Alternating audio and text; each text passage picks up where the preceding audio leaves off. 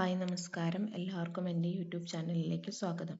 കോഴികൾക്ക് കൊടുക്കുന്ന ഇലത്തീറ്റകളെക്കുറിച്ച് ഞാൻ 2-3 ഷോർട്ട് വീഡിയോകൾ അപ്ലോഡ് ചെയ്തിരുന്നു. അത് എല്ലാവരും കണ്ടിട്ടുണ്ടാവുമെന്നും ഉപകാരപ്രദമായി കാണുമെന്നും വിശ്വസിക്കുന്നു. ഇന്ന് ഞാൻ വേലിച്ചീര, മൈസൂർ ചീര അഥവാ പ്രഷർ ചീര എന്നൊക്കെ അറിയപ്പെടുന്ന ഇലച്ചെടിയെ പറ്റിയാണ് പറയുന്നത്.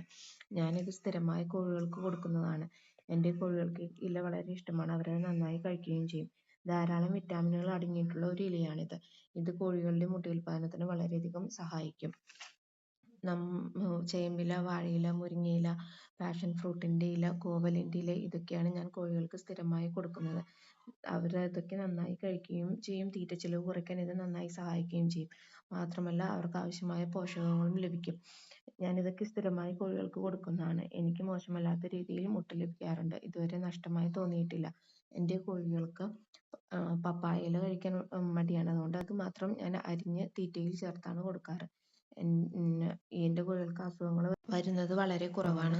കുറുക്കൻ, കീരി, എറമുള്ളൻ എന്നിവയുടെ ഉപദ്രവം കാരണം കോഴികളെ നഷ്ടമാവാറാണ് കൂടുതലായിട്ട് സംഭവിക്കാറുള്ളത്. ഗോതമ്പ് വെള്ളത്തിൽ കുതിർത്തിയും ഞാൻ അവർക്ക് കൊടുക്കാറുണ്ട്. കടയിൽ നിന്ന് വാങ്ങുന്ന കൃത്രിമ തീറ്റകൾ പരമാവധി ഒഴിവാക്കാറാണ് ചെയ്യുന്നത്. കൊടുക്കാറുണ്ട്, പക്ഷെ കുറവാണത് കൊടുക്കുന്നത്. കൊടപ്പൻ, വാഴക്കൂമ്പ്, അത് തേങ്ങാപ്പിണ്ണാക്ക് ചേർത്ത് കൊടുക്കുന്ന ഒരു വീഡിയോ ഞാൻ ഇട്ടിട്ടുണ്ട്. കൊടപ്പനൊക്കെ വെറുതെ അരിഞ്ഞിട്ട് കൊടുത്താലും എൻ്റെ കോഴികൾ കഴിക്കാറുണ്ട്. അതൊക്കെ മുട്ടയുൽപാദനത്തിന് വളരെയധികം സഹായിക്കാറുണ്ട്. ഗോതമ്പ് തലേ ദിവസം വെള്ളത്തിലിട്ട് പിറ്റേ ദിവസം രാവിലെ കുതിർത്തി കൊടുക്കാറുണ്ട്. അല്ലെങ്കിൽ രാവിലെ വെള്ളത്തിലിട്ട് വൈകുന്നേരം കൊടുക്കും. അതും അവർ നന്നായി കഴിക്കും. ഈ ഇല രാവിലെ കെട്ടിയിട്ട് കൊടുത്തു കഴിഞ്ഞാൽ വൈകിട്ടാകുമ്പോഴേക്കും ഒരു ഇല പോലും ഇല്ലാത്ത രീതിയിൽ അവർ തിന്ന് തീർത്തിട്ടുണ്ടാവും.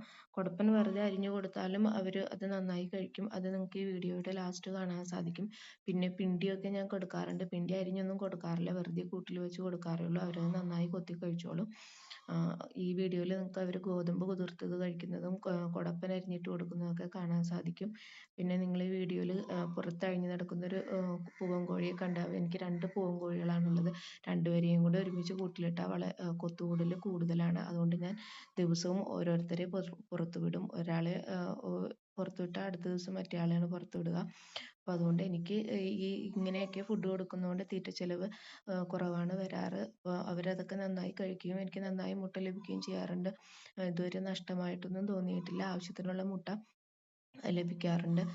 കൊടപ്പനൊക്കെ അവർ വളരെയധികം കഴിക്കും. ഈ ഇല പരിസര പ്രദേശങ്ങളിൽ നിന്നൊക്കെ കിട്ടുന്നവർ കൊടുത്തു നോക്കൂ. അതിൻ്റെ റിസൾട്ട് എങ്ങനെയാണെന്ന് നോക്കാം. അപ്പോൾ ഈ വീഡിയോ ഉപകാരപ്രദമായി എന്ന് വിചാരിക്കുന്നു.